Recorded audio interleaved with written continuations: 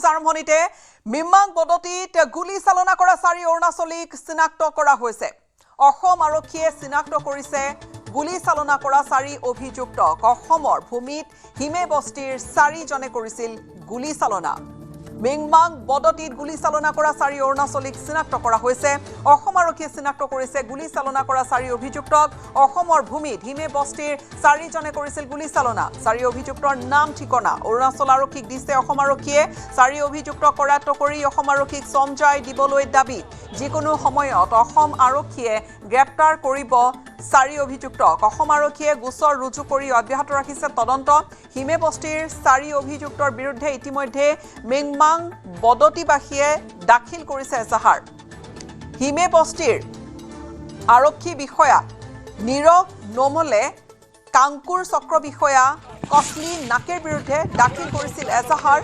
আৰু লগতে গাঁওবাসীয়ে দাখিল কৰা এজাহাৰত উল্লেখ আছে তামো নিকা আৰু খতেৰ নাকেৰ নামো।